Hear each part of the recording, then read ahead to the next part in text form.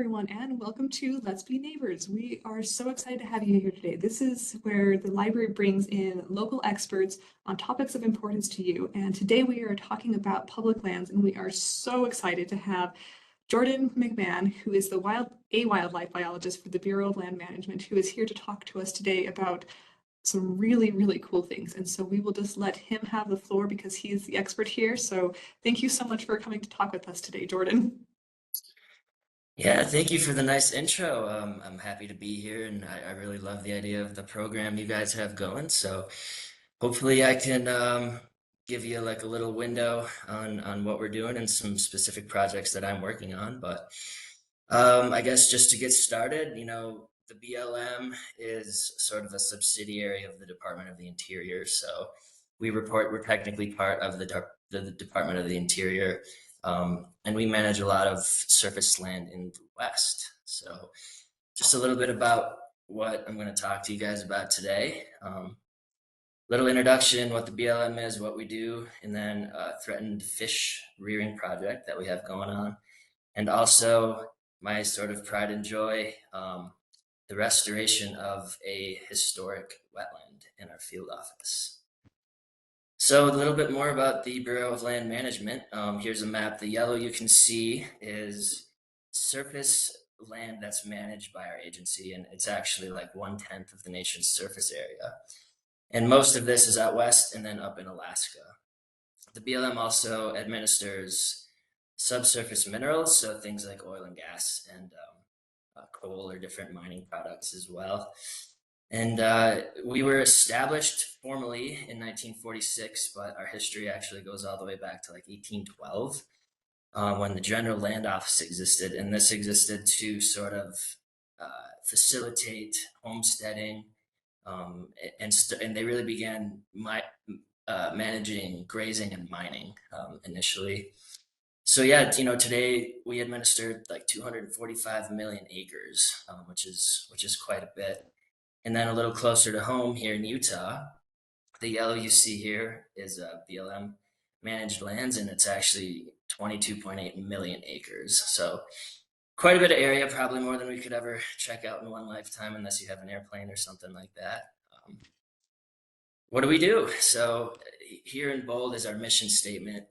Our mission is to sustain the health, diversity, and productivity of public lands for the use and enjoyment of present and future generations. So we're a multiple use agency.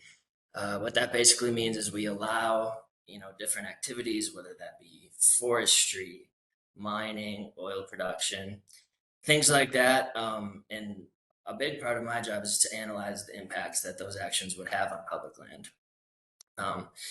So recreation is big, grazing, and then fish and wildlife. I'm a wildlife biologist. That's what I'm going to talk to you more about today. We try to partner with as many agencies and NGOs as we can to sort of increase our toolbox and restore ecosystems and ensure that these healthy ecosystems are around going forward. And here's a pretty interesting article that visiting BLM lands generated $2 billion nationwide in 2016. And then drilling down a little further, wildlife related recreation in Utah and BLM lands boosted our economy by $79 million in 2018. So the first thing I'm going to talk to you about is a fish rearing project that we have. This is a super cool, what we call endemic or native fish that's only found in the Colorado River Basin. And this is a razorback sucker. This guy is actually only like 6 months old, so they grow pretty quick. They can weigh up to 140 pounds, live 40 years. Their range has been reduced a lot just through developments and things like that. And some of their threats, the biggest threats are non-native fish and water depletion, along with climate change and pollution. So here's a little aerial shot. You can kind of see here, this was actually a natural wetland that had sort of been isolated. So, as the Green River would historically flood, it would fill this wetland. And it became disconnected sometime in the last couple hundred years. So some forward-thinking folks, really the Bureau of Reclamation and Fish and Wildlife Service, partnered with the BLM because BLM owns the surface of this land. And we designed a fish rearing project with it. Here's the design. So on the left here, just kind of a general overview of where we are. Vernal and Naples over here in northeastern Utah, and the same wetland that we just looked at. And here's a depth map of that wetland, excuse me. And this structure here, which I'll show you a picture of in a minute, is a gate that we can basically control when we're flooding and when we release the water in this wetland. So here's a picture of that wetland when it's empty, kind of looking northeast. So you can see we kind of improved the channel and connected the wetland back to the river, but put this gate in between. So we're on the wetland side right now. In the back here is the Green River. So this gate is pretty cool. In May, we'll actually, when the river comes up, the Flaming Gorge, the dam, and that's run by the Bureau of Reclamation, they actually release a bunch of water because that's when the larval fish are present. So they've hatched out. And so these little tiny fish that can fit through screens that we fitted onto this gate, they'll come down in mid-May. So we'll open the gate, flood the wetland, and hopefully we're keeping all the big non-native fish that might eat these larvae out. And then we're filling the wetland with water and hopefully a bunch of baby fish. And here is the fall of 2022. So like I mentioned, we'll fill the wetland in the spring. Hopefully we have a bunch of baby fish in there and we keep out the non-natives. And then come fall, we've let the Razorbacks in this case sort of eat and be happy, free from predators. And we'll take them and we tag them. Here's a picture of the tagging device we use. It's called a pit tag. It doesn't hurt the fish. It just goes into sort of their abdominal cavity.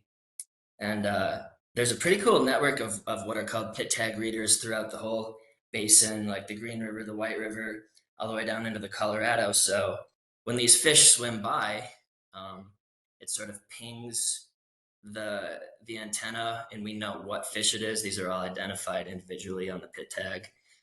And then if we recapture them, we can sort of measure their growth and things like that.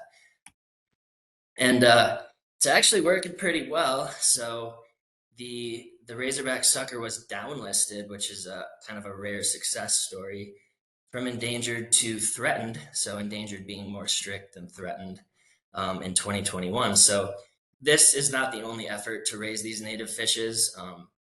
There's a lot of it going around the Green River.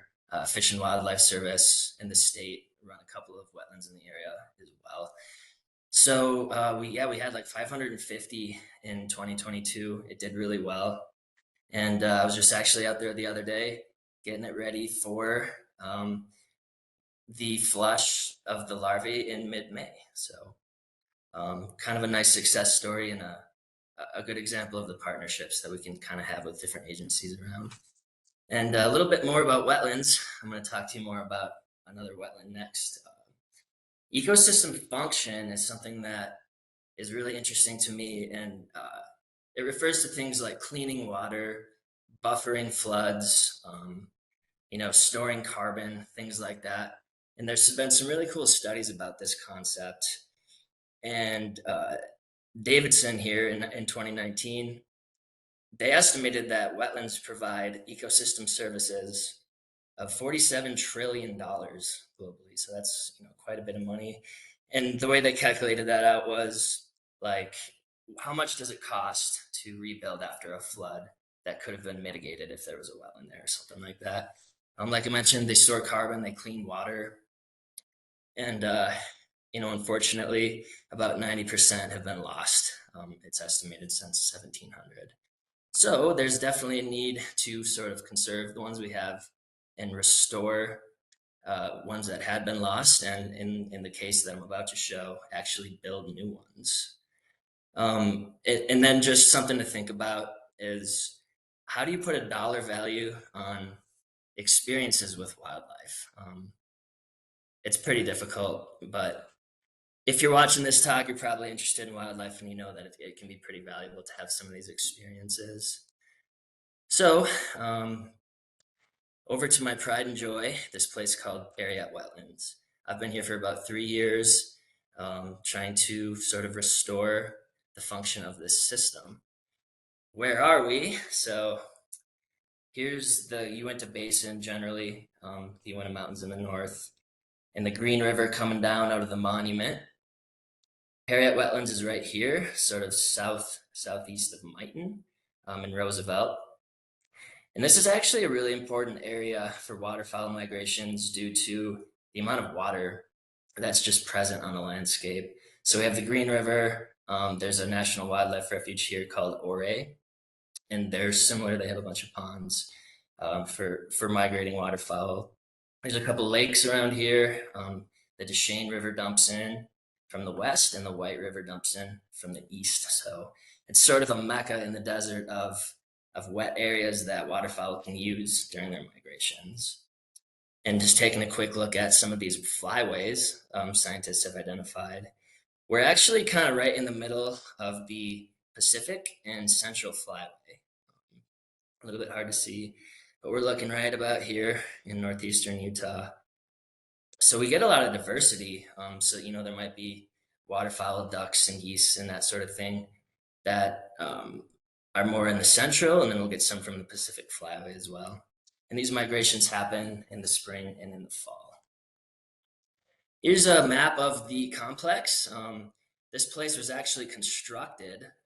There was just a stream coming down, and some forward-thinking biologists back in the 70s realized that we could make use of this water, and so they installed various dikes, diversions, water control structures, and they ended up making 22 ponds on the landscape. And in recent years, probably the past 15 years or so, a lot of the original infrastructure began to fail. And we started losing the ability to store and control the water like we want to be able to do. So that's sort of what I've been tackling in the last few years. They were also sort of did a really good job at designing different depths of ponds. So again, to just try to increase the diversity as much as possible. There's ducks that like to forage in deep water, diving ducks. The classic dabbling ducks like mallards and stuff, they like a little bit shallower ponds. And then really shallow flats, there's a lot of shorebirds like cranes and avocets and ibis and plovers and such that like those areas. And obviously it's not just about the waterfowl, but also the amphibians and the reptiles and the big game species as well. So it's designated as an ACEC, kind of a technical term. That's the most stringent protection that the BLM can put on an area. So an area of critical environmental concern. And again, it was built specifically for wildlife habitat, which is pretty neat, I think. So like I mentioned, currently we're in the process of fixing some stuff up, but just some stats on the wetland here. 22 ponds, 450 surface acres of water, and 1,100 acres of native wet meadows. And those wet meadows can really harbor a high diversity of arthropods and pollinators and amphibians and reptiles and that sort of thing. And again, storing a lot of carbon, cleaning up the water, and providing those ecosystem services to us as well. So, excuse me, just a few pictures of the diversity we can see. And just to kind of highlight how stark of a landscape this is, it's a wetland in the middle of the desert, which is pretty neat. But there's probably 7 or 8 different kinds of ducks here in this picture. And here are some goslings, baby geese. So a lot of the waterfowl will actually nest and reproduce in the wetland as well. And in the back here, you can see one of our water control structures. So it's a very complex series of sort of dikes and water control structures and diversions that requires a lot of upkeep. And again, that's what we're kind of going through and trying to fix. But we'll get some cool species coming through here. Some pelicans, American white pelicans, and just sort of stopping by on their way through. And a couple more overview shots. This one in the top left is one of our deepest ponds. This is called Big Island Pond. This is actually an area that we've identified to potentially raise some native fish. in as well. Here's some ibis and just a couple more sort of overview shots to give you guys an idea of what we're looking at here. Here are some nesting platforms. Oh, sorry, excuse me there. Here are some nesting platforms that we will put out and put bales of straw or hay. And the geese love to nest on these. The idea is that if they're up there, they're basically safe from nest predators. So things like raccoons, foxes, and skunks that might eat their eggs. And then we have some swans come through as well. Here's some cinnamon teal, really, really cute little fellas in one of our ponds. I took this recently. And, you might be asking yourself, like, where does the money to fix this stuff come from? It's pretty challenging at times to find it. But we have this big sort of initiative across Utah. It's called the Watershed Restoration Initiative, and it's actually run through DWR, so the State Wildlife Agency. And it's an agreement between like all of the federal agencies and all of the state agencies, and we can all sort of contribute money into this collaborative effort and share resources specifically for ecological restoration of watersheds. And I'll show you some success stories on that here in a minute. But one that I proposed this coming year would basically rehab and replace like all of the failed infrastructure. So, effectively doubling the surface area of the water and such that we have on the landscape. So, just a list of what we're going to do here. Those risers, those concrete boxes I showed you, repairing some dams, removing invasive trees, increasing native plant density, planting cottonwoods and sagebrush and stuff like that, potentially dredging some ponds. And this funding I was able to obtain through the bipartisan infrastructure law. So, sort of a big initiative that is basically geared towards ecological restoration. So, it's pretty neat to see. So, here's a diversion structure. This is what it looked like when I showed up. The water's flowing away from us, if you can imagine. And the idea is that we'll pop these boards in, raise the level of the water in the stream, and then that water can flow around through this black plastic riser, and then we'll send that water like up into another unit to fill different ponds. So when it's working, there's a lot of control on this stuff, which is really neat.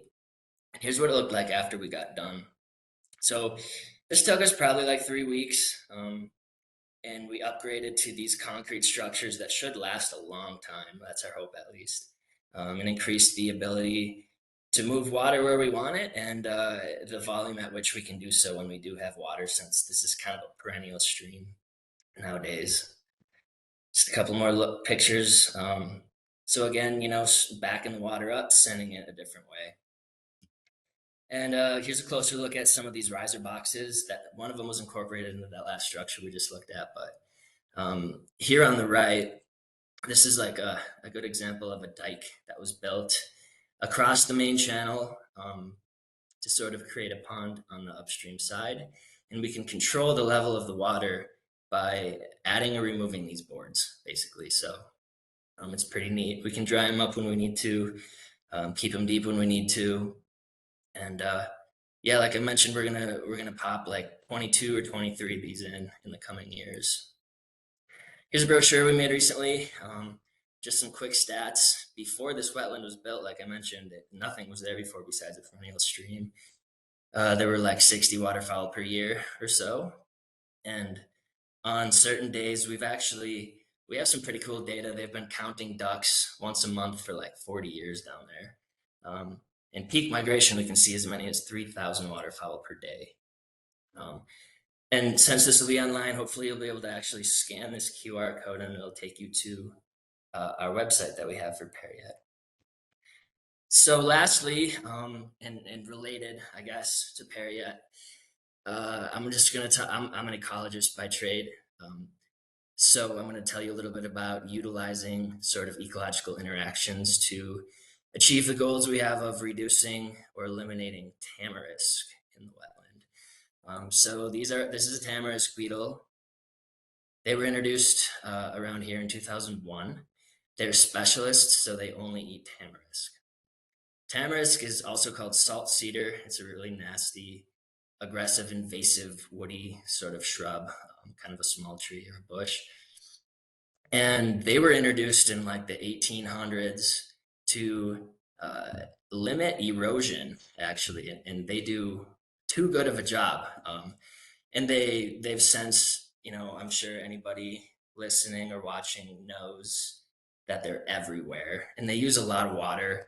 They make the soil salty, so they change the chemical composition of the soil, which makes it harder to grow native plants.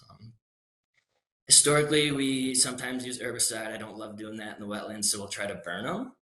Um, and this is a concept that we've been trying out in the last year or two. These beetles have population cycles of about like 7 or 8 years. So there'll be a bunch of them. They'll strip the trees, like you can kind of see here. Uh, and then we can kind of come through and hopefully the tree is weakened and actually try to kill the tree. But here's a project we were doing on the White River. Again, this is all tamarisk. So a lot of times we'll go in there and do mechanical removals, which works pretty good. They generally resprout, but uh, it's actually bad to have this river locked in like this, so it can't move. Here's an example of why. So this is what we refer to as the active channel, and this is from 1938. You can see it's really wide. Historically, flood events in the spring. The river's always meandering through the valley floor, changing its course. And importantly, if you think back to our razorback suckers, one of these endemic fishes from this area, these sandbars that were created every year actually provide spawning habitat for those fish species. So if you look here in 2016, and this is, sorry, I should mention, this is on the Price River, just south of us here in Vernal. This blue line's the active channel now, or in 2016 at least, and you can see that it's just totally locked in. So there's way less spawning habitat available for these endemic fishes. So here's a picture of us doing a prescribed burn at Perry at Wetlands. Um, again, with this idea of trying to get our timing right, basically. So little conceptual graphic here. Tamarisk have these huge tap roots, and they store a whole bunch of starch or energy in those tap roots. And that's why they can always come back if we burn them or try to rip them out or whatever. They'll generally resprout. However, if we can coincide our efforts with these beetle outbreak events, we could potentially be reducing the energy stores in the tamarisk. And then if we come through and burn it, we have a much higher chance of actually killing the tree. And that's exactly what this study looked at from 2014. So this is the percent of winter starch or stored energy in the taproot of the tree. And you can see as we're reducing the amount of stored energy, basically, uh, we have a higher probability of mortality. And these lines are actually just different burn events that they did. So they tried one in the summer, and they tried one in the fall. And the one in the summer killed trees more effectively, likely because of a hotter burn, higher temperatures, and they damaged the root more. So really, it's just important to think about, and this is just kind of a cool example of using ecology to our advantage. But if our goal is to totally eliminate tamarisk, we can do that. We can try to be as smart about it as possible and try to coincide our efforts with these tamarisk beetle outbreaks. And like I mentioned, they're endemic on the landscape at this point, so they kind of go through these boom and bust cycles. And considering fire severity, if we can, we'll burn it hotter. And if this is lumped in with the drought, that would definitely also feed into uh, more effective efforts, I guess, if we're trying to get rid of these tamarisk trees, which we are, to save water and restore back to sort of a native ecosystem. So, where can you learn more? I put some links here. These are Facebook, Instagram, Twitter, links to our state social media pages, or just go to blm.gov/Utah. You can learn more there. Send me an email. There's my email there. And I would encourage anybody listening to actually just go and visit their local BLM office. If you're near Vernal, come see me. I can talk to you about this kind of stuff. But if you're curious about how to support these efforts, really just putting a bug in the manager's ears and saying, "Hey, look, these are all of our public lands. I'm really interested in this conservation work. I would love to see more of it happen," and thank them for the efforts that are going on in those field offices. And with that, I guess I will take any questions. That was awesome, Jordan. Thank you so much. And like Sure, yeah. the love of animals and wildlife and ecosystem is very palpable in your work. Thank you. Like I'd never heard of a razorback suckerfish and lived here years. Yeah, they're super neat. There was one that was tagged by the Flaming Gorge, so up in the Green River, and it swam all the way down to the Grand Canyon. It swam all the way over to Gunnison, Colorado, and then it came all the way back up to the Flaming Gorge in the span of a year. I mean, pretty amazing. And they're found nowhere else on Earth, actually, except for this Colorado River basin. So, That is so cool. yeah. And you highlighted some questions already answered by our community very well about collaboration with other agencies, the need for biodiversity, and just the value of conservation efforts. So thank you for covering that just so naturally and so well. Sure. Sure. We do have a couple other questions from our Salt Lake, Utah community. And one of them being is, do you have any interesting stories or case studies to share? Like Razorback suckerfish is one of them, but is there anything other interesting? You're like, yes, my life is interesting. The fact you get to go out every day, not every day doing this probably, but the fact that your nature is part of your world. Do you have any interesting stories to tell? Yeah.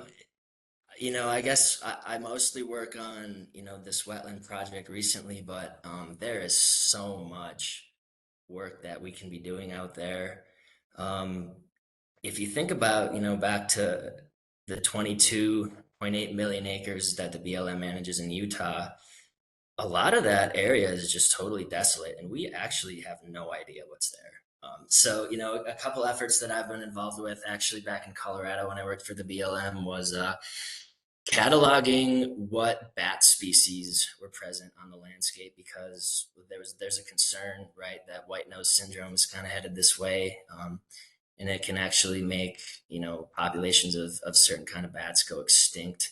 So we really wanted to get a baseline measurement of that bat species occupancy before white nose syndrome showed up, and that's actually a really big problem that we face in conservation is it's actually called baseline syndrome.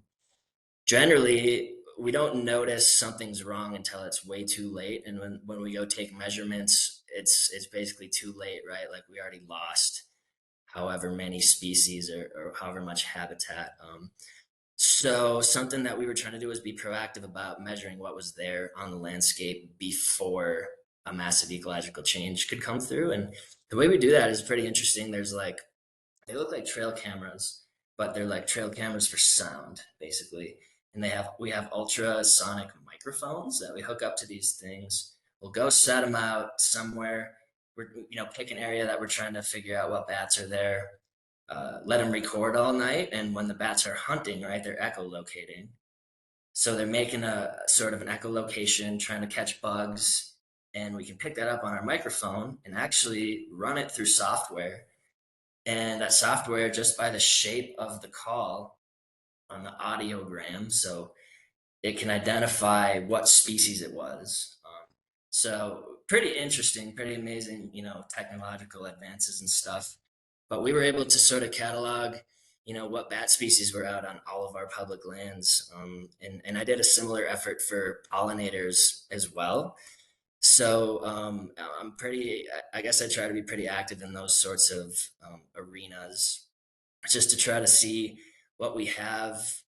Um, and like I said, it's everyone's land, it's public land, and in an ideal world, that's what I would do all the time. Obviously, we have a lot of permits and stuff that we process, but That is amazing. That is so cool. Thank you so much. yeah, And that actually ties in really well with another question is about nice. what is public lands? Like, how are public lands determined, and what are the rules of using public lands for people that want to interact with it in the variety of ways that you guys allow? Sure, yeah. I can sympathize with that question. I grew up back east and we had Forest Service lands, but we didn't have any BLM land. And I guess I think that General Land Office way back in the day, they basically just said like, Fed, this is, going to be public land. And then over the years, the regulations have kind of evolved. So, we'll have different specifications for different areas. There's like special recreation areas where there's different limitations on what you can do.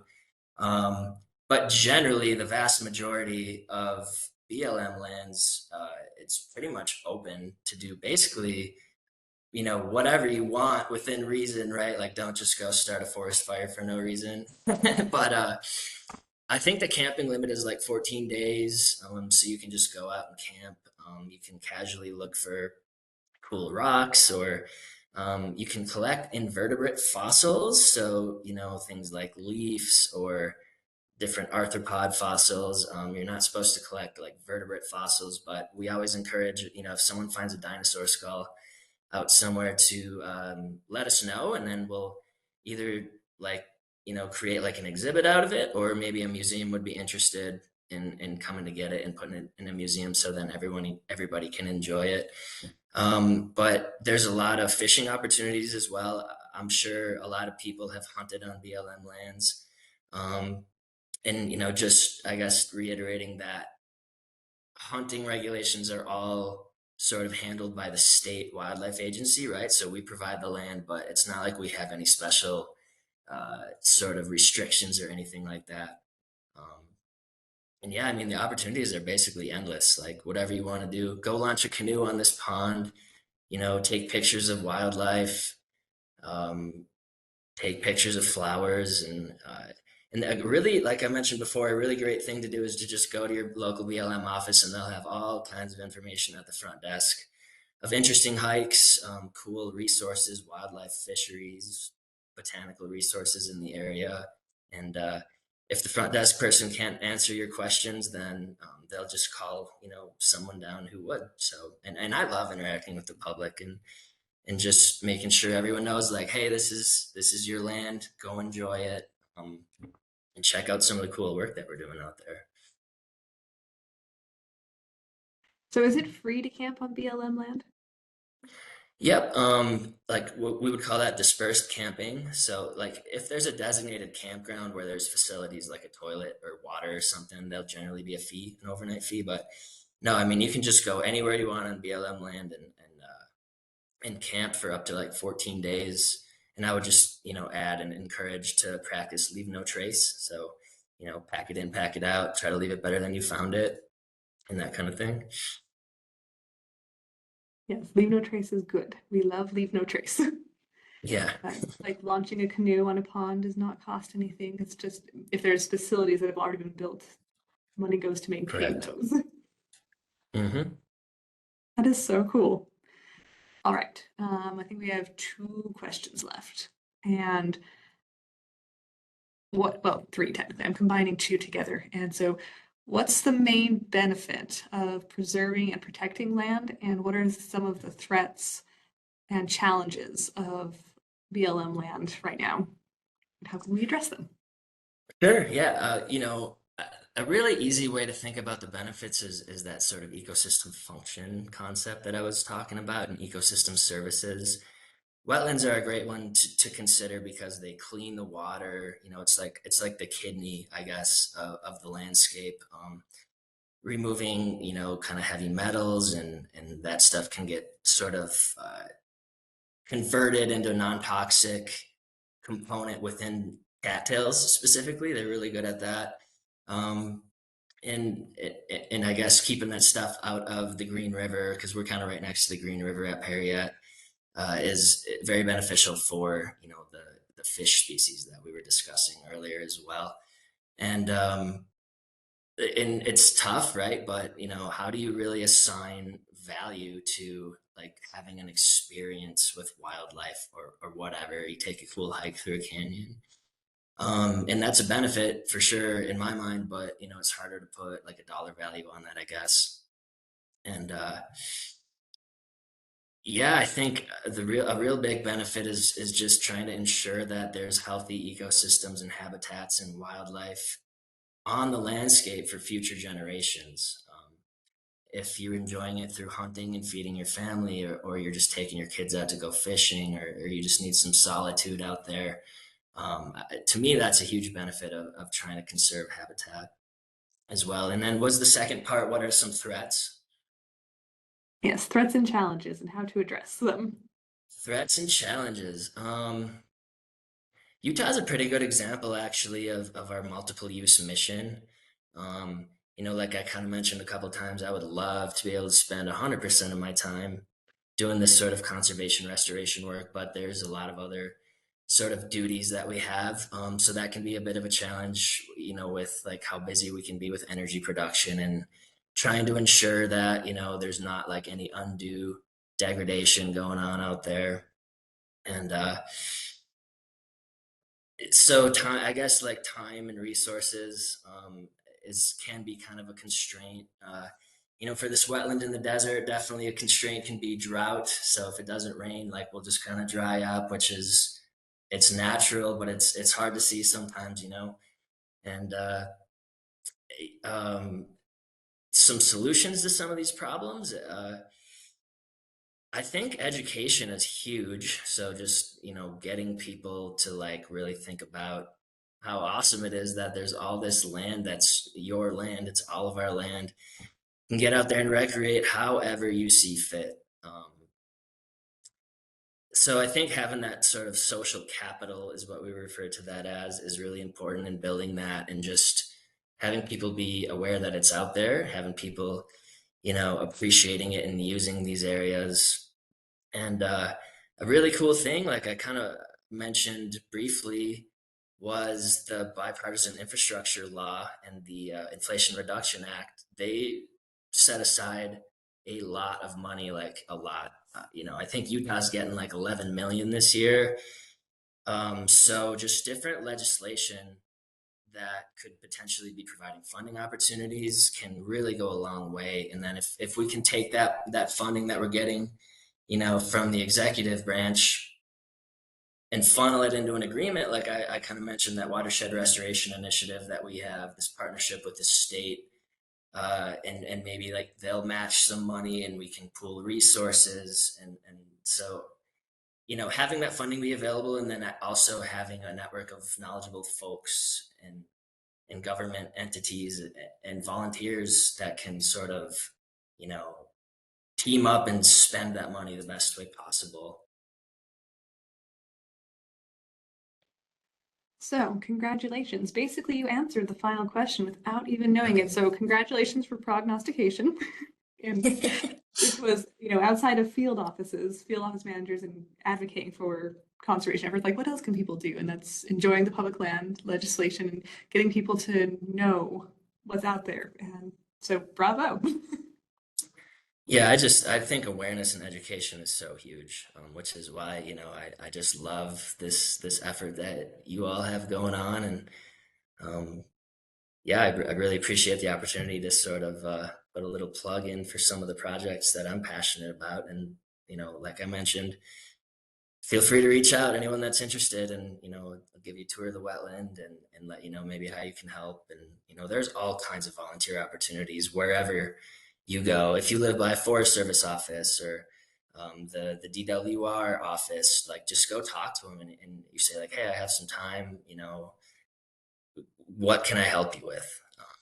And you can kind of get some cool experiences that way. Excellent. Thank you so much. And thank you for joining us today and giving us such an excellent presentation and such a wealth of information. And yeah, for our Let's Be Neighbors audience, feel free to engage and go out to BLM land, go to the field offices, and do all the things that Jordan was recommending, and reach out to him if you would like, because he very clearly loves what he does, and that's the kind of people we want in the world. So anyway, thank you for joining us here today, Jordan, and thank you to our Let's Be Neighbors audience. This will conclude our public lands for this time, but we may revisit it again. And feel free to look at all of our other Let's Be Neighbors episodes. And thank you very much and have a good day.